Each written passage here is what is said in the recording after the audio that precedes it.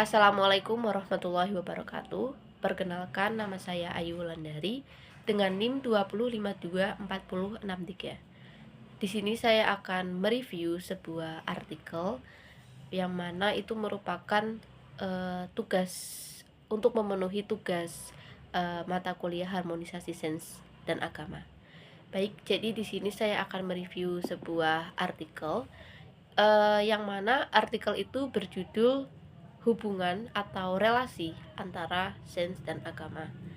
Artikel ini merupakan artikel karya Baharudin, Stand Pontianak Press, yang merupakan terbitan tahun 2015.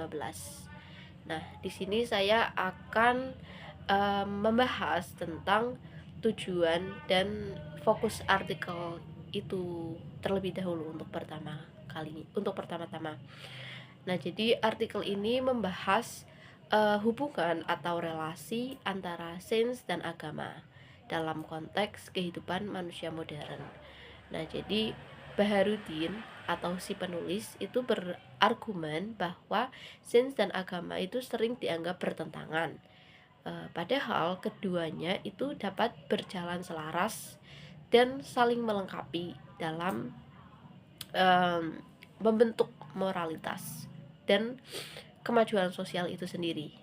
Nah, lalu untuk isi dan gagasan pokok terkait artikel itu sendiri, jadi artikel ini dibagi menjadi beberapa bagian besar. Yang pertama itu ada pengertian sains. Nah, di sini sains dapat dipahami sebagai pengetahuan objektif dan sistematis yang berdasarkan fakta dan fenomena alam. Ciri-cirinya antara lain itu kumulatif, ekonomis, lalu dapat dipercaya, kreatif, dan dapat diterapkan untuk menganalisis fenomena alam. Nah, itu merupakan pengertian sains dari artikel itu. Lalu ada pengertian agama. Nah, pengertian agama sendiri pada artikel ini, agama itu dijelaskan sebagai sistem keyakinan kepada Tuhan yang menjalani pedoman hidup manusia, yang menjadi pedoman hidup manusia. Dalam konteks Islam, agama berfungsi sebagai rahmat bagi seluruh alam, bukan hanya untuk satu golongan saja, melainkan untuk semua umat manusia yang ada di alam semesta ini. Lalu yang ketiga itu ada perkembangan sains. Nah, perkembangan sains pada artikel ini itu meninjau sejarah konflik antara gereja dan sains di Eropa, seperti perlawanan terhadap ajaran Aristoteles dan gereja pada masa Kopernikus, Galileo, dan Newton. Nah, jadi Baharudin atau penulis itu menyoroti revolusi ilmiah dan rasionalisme sebagai titik awal kebebasan berpikir. Lalu ada hubungan sains dan agama. Pada artikel ini, Baharudin merujuk pada tipologi Ian G. Barbour dan John Hout yang mengelompokkan hubungan sains dan agama itu menjadi 4 model. Nah, jadi yang pertama itu ada konflik.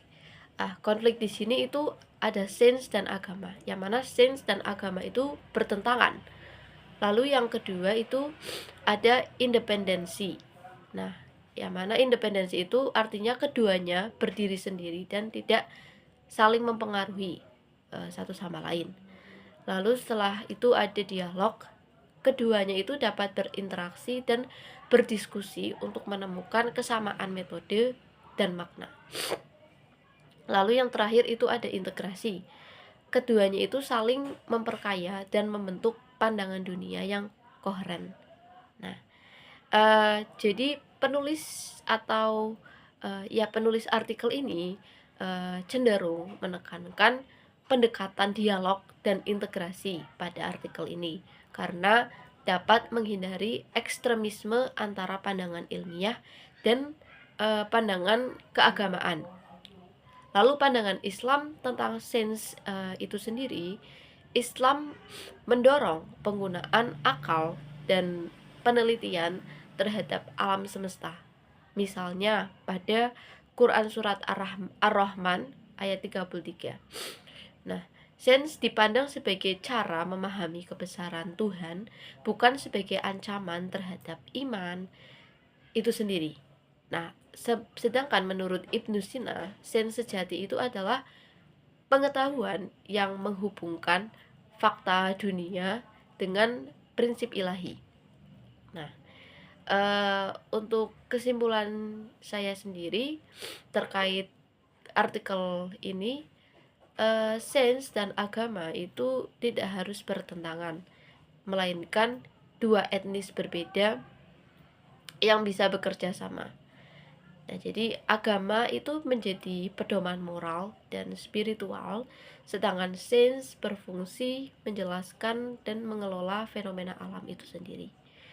Lalu integrasi keduanya itu akan membentuk manusia yang berpengetahuan, bermoral, dan berperan positif dalam masyarakat. Nah, untuk analisis dan argumentasi, apakah argumen penulis itu logis dan relevan? Menurut saya itu logis dan merujuk pada pandangan para pakar seperti Barbour, Hout, dan tokoh Islam klasik seperti tadi Ibnu Sina. Lalu untuk kelebihan artikel ini sendiri, itu memberikan kerangka konseptual yang menyeimbangkan sains dan agama itu sendiri. Lalu juga menonjolkan pendekatan Islam dan menonjolkan pendekatan Islam itu sendiri. Untuk kelemahan artikel ini, menurut saya itu kurangnya data empiris atau contoh konkret penerapan integrasi sains dan agama di dunia nyata. Lalu untuk kesimpulan terhadap jurnal ini atau artikel jurnal ini, relevan, argumentatif, dan penting untuk pengembangan filsafat dan pendidikan Islam terutama. Nah, jadi seperti itu review yang dapat saya berikan terkait artikel jurnal ini. Kurang lebihnya saya mohon maaf.